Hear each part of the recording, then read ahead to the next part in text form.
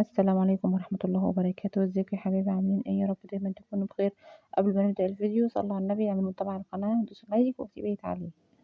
الجو حر النهاردة قوي قوي قوي زيادة عن اللزوم، فبعد حيرة وتفكير طويل اصلا مش عشان خاطر هطبخ ايه، لا عشان خاطر مش عايزة اخش المطبخ.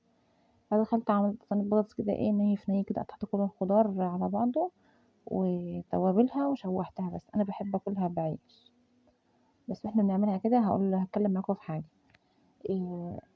هاتكلم معاكِ على الست اللي موجودة في كل بيت وفي كل عيلة تقريبًا، الست اللي ما بتبطّلش تعليق على الأطفال، تقول لِك الواد ده وِحِش لمين،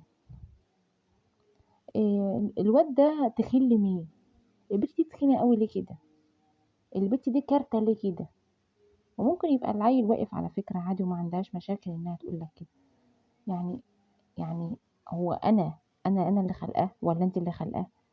يعني وممكن تلاقيها أصلًا فيها عِبَر الدنيا كلّها أساسًا، تلاقيها أصلًا تبُص لها تلاقيها فيها عِبَر الدنيا كلّها، بس برضه هي مصممة. الواد ده وِحِش ليه؟ الواد ده ودانه أنا شُفتها والله العظيم قدّامي، كنت باطعّم بنتي في وحدة صحية يعني وكده، وطفل صغير عنده حوالي 6 شهور أو حاجة، بس ودانه كبيرة شوية، واحدة واقفة وراها تقول لها: "الواد ده ودانه عاملة زي" مش عارفة إيه كده، مش فاكرة والله قالت لها إيه، "أنتِ مالِك يا ستي، خلقة ربنا، خلقة ربنا." الواد ده وتبُص لها أساسًا يعني مش عايزة أقول لِك فيها عِبَر الدنيا كلّها. البت دي تخينة أوي، بس كل تخنها من فوق، الواد ده بياكل كتير أوي على فكرة، حاولي تودّيه. ال في إيه، في إيه؟ بطّلوا تنمُّر شوية، بطّلوا تنمُّر شوية على خلق الله، أنتم يعني اللي خلاص كاملين متكاملين، ما كلّنا فينا عيوب يا جماعة، يعني في إيه بجد والله العظيم، ابقوا روحي افرضي لها شعرها، هو أنا يعني هبلة، أو أنا يعني مثلًا ما باشوفش وأنتِ يعني اللي ناصحة وتشوفي، ما أنا باشوف والله وشايفاه، كل واحد بيبقى عارف عياله إيه، فيه إيه، اللي عارف إن ابنه تخين بيبقى عارف إن ابنه تخين، اللي عارف إن ابنه مثلًا ودانه كبيرة بيبقى عارف.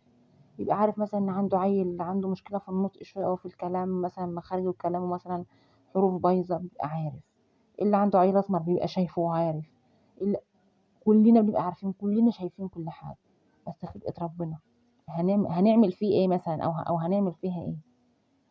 أكيد أنا شايفاه وعارفة إن هو عنده عيوب وعنده مشاكل وأكيد حاولت أصلّحها بدل المَرّة ألف. وما عرفتش، لأ وكمان بقى يعني يعني العيال كمان قعدوا بيسمعوا أمهاتهم بتقولوا كده، فبقى الحوار طبيعي، يعني مثلًا لا قدّر الله مثلًا عيّل عنده مشكلة مثلًا في المشي، عيّل عنده مشكلة في إعاقة في حتّة، عيّل عنده مشكلة في حاجة، الأطفال كمان قعدوا بيقولوا لبعضهم من كتر ما قعدوا بيشوفوا الأمهات بتقول، العيال قعدوا بيقولوا لبعضهم أنت فيك كذا، أو أنت عندك كذا، أو الواد اللي ما بيعرفش يقول أهو، أو الواد اللي بيعرج أهو، أو الواد اللي ما بيعرفش يمشي أهو، أو الواد اللي بيعرف العيال كمان قعدوا كمان يعني أنتم يعني أنا مش عارفة هاقول لِك إيه، ربّي نَفْسِك والّا ربّي عيالِك؟ يعني ربّي نَفْسِك والّا تربّي عيالِك؟ يعني الموضوع والله العظيم زاد عن حدّه، يعني أنتِ لمّا تبقي كده هتطلّعي إيه؟